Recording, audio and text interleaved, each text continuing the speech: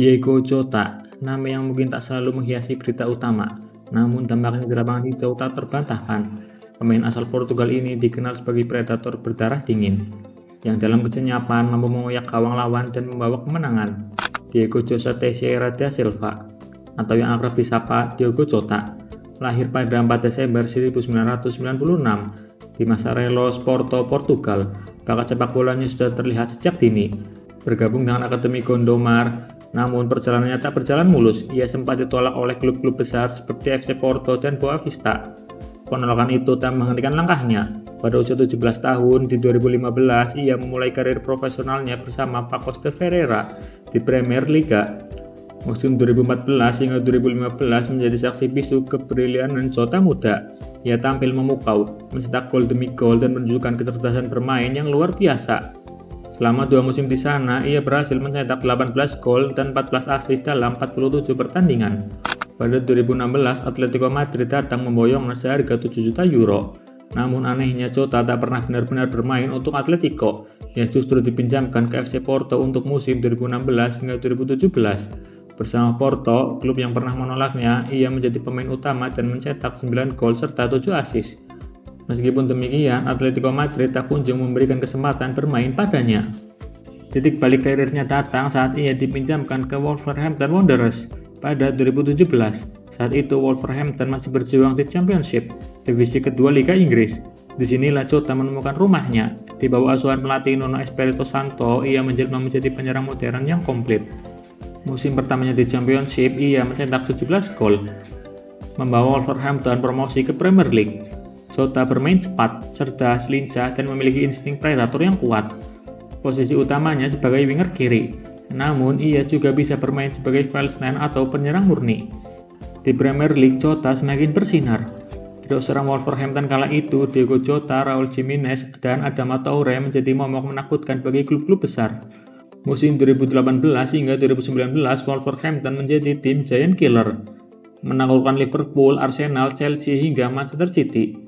Meski menjadi sorotan utama karena peran vitalnya, Diego Simeone di Atletico Madrid tak sedikit pun meliriknya untuk kembali. Karena Atletico masih memiliki Alvaro Morata, Diego Costa, hingga Antoine Griezmann. Bakat Diego Jota akhirnya dilirik oleh Jurgen Klopp, pelatih Liverpool pada 2020. Klopp membawanya ke Anfield dengan nilai transfer sebesar 45 juta euro. Banyak media yang meragukan harga tersebut. Namun bagi Klopp, harga itu sangat sepadan dengan dampaknya yang akan diberikan oleh sang pemain. Saat pertama kali datang ke Anfield, banyak yang meragukan kemampuannya. Jota awalnya datang sebagai pelapis trio legendaris Mohamed Salah, Sadio Mane, dan Roberto Firmino. Namun performanya meledak. Ia mencetak gol-gol penting dari bangku cadangan dan langsung membuat Jurgen Klopp jatuh hati. Di musim debutnya, ia mencetak hat-trick di Liga Champions dan menjadi senjata rahasia Liverpool ketika penyerang utamanya mengalami kebuntuan. Setiap kali masuk dari bangku cadangan, ia memberikan dampak besar. Tak hanya itu, ketika Sadio Mane meninggalkan Liverpool dan Roberto Firmino mulai menurun, Diego Jota justru naik level. Ia mencetak 15 gol di Premier League pada musim 2021 hingga 2022 dan menjadi top skor kedua setelah Mohamed Salah.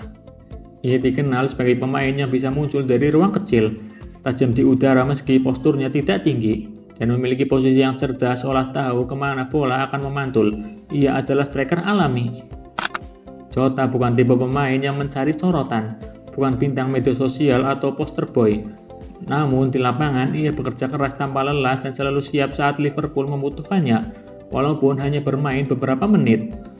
Gaya bermainnya adalah kombinasi yang unik, antara kecepatan, teknik, dan kecerdasan taktik. Ia bisa menekan lawan dari lini depan, mencetak gol dari situasi sulit, dan bahkan membantu dalam bertahan.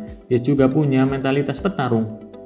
Jota adalah pemain yang fleksibel, dan Jurgen Klopp sangat suka pemain seperti itu. Ia bisa bermain di sayap kiri menggantikan Sadio Mane atau Luis Diaz, bermain sebagai penyerang tengah atau false nine mengisi posisi Roberto Firmino. Bahkan di sayap kanan jika dibutuhkan, konsistensinya selalu menjadi penentu, bahkan saat penyerang Liverpool lainnya bermain kurang baik. Musim 2024 hingga 2025 menjadi musim yang sangat istimewa bagi Jota. Meskipun sempat bersedih karena Jurgen Klopp memutuskan mengakhiri masa kepelatihannya di Liverpool dan digantikan oleh Arne Slot, Jota tetap memberikan kemampuan terbaiknya. Di musim ini, Diego Jota berperan sebagai penyerang sentral atau nomor 9. dalam skema 4-3-3 di bawah arahan Arne Slot. Sang pelatih menempatkannya sebagai penyerang tengah, bukan di sayap seperti pada era Jurgen Klopp. Jota menunjukkan adaptasi cepat dan pemahaman taktis tinggi untuk bermain lebih dalam dan menghubungkan lini serang meskipun beroperasi sebagai ujung tombak. Meskipun penyerang utama Liverpool adalah Salah, Gakpo, dan Luis Diaz, ia tidak menjadi sorotan utama layaknya Szoboszlai dan Mohamed Salah. Para pendukung Liverpool tahu bahwa mereka memiliki kartu as dalam diri Diogo Jota yang bisa menjadi pemicu kemenangan di kala kesulitan. Musim 2024 hingga 2025 bagi Jota adalah tentang peralihan peran dari sayap ke penyerang false nine, mengandalkan IQ pertandingan serta kehadirannya sebagai finisher situasional, baik saat starter maupun setelah masuk dari bangku cadangan. Meskipun sempat terganggu karena cedera, ia tetap memberikan gol-gol krusial dan membantu Liverpool meraih gelar Liga Inggris. Di level timnas, Jota harus bersaing dengan nama-nama besar seperti Cristiano Ronaldo, Joao Felix, Gonzalo Ramos, hingga Rafael Leao. Namun, ia tetap mendapatkan tempat dan tidak pernah mengeluh jika harus di bangku cadangan. Ia mencetak gol penting seperti di National League dan kualifikasi Euro. Sayangnya, cedera membuatnya absen di beberapa turnamen besar termasuk Piala Dunia 2022. Kini di bawah arahan pelatih Roberto Martinez, Diogo Jota kembali menjadi pilihan utama. Kombinasi pengalamannya dan gaya bermain yang efektif membuat Portugal punya opsi serangan yang fleksibel. Tidak lama setelah menjuarai Liga bersama Liverpool pada 8 Juni 2025, Diogo Jota memenangkan UEFA National League bersama Portugal untuk kedua kalinya pada 22 Juni 2025. Setelah itu, ia menikahi perempuan yang sangat dicintainya. Pada tahun 2025 menjadi tahun istimewa sekaligus tahun yang penuh duka bagi Jota. Pada 3 Juli 2025, Diogo Jota menghembuskan nafas terakhirnya bersama sang adik, Andrea Silva, setelah mengalami kecelakaan lalu lintas. Kehilangan Diogo Jota adalah hal yang memilukan. Namun, kita melepasnya dengan kepala tegak dan rasa bangga telah menyaksikan salah satu talenta luar biasa. Meski kini raganya telah tiada, ia akan tetap hidup dalam kenangan semua orang yang telah menyaksikan aksinya. Diogo Jota bukan pemain yang ramai di media dan tidak selalu menjadi sorotan utama. Tetapi di lapangan ia adalah mesin gol mematikan. Liverpool dan Portugal tahu bahwa dalam diri Jota ada jiwa penghancur berdarah dingin. Dalam langkah sunyi, ia diam-diam mencetak gol dan diam-diam membawa kemenangan. Selamat jalan Diogo Jota dan Andre Silva. Terima kasih atas semuanya. Anda tidak akan pernah berjalan sendirian.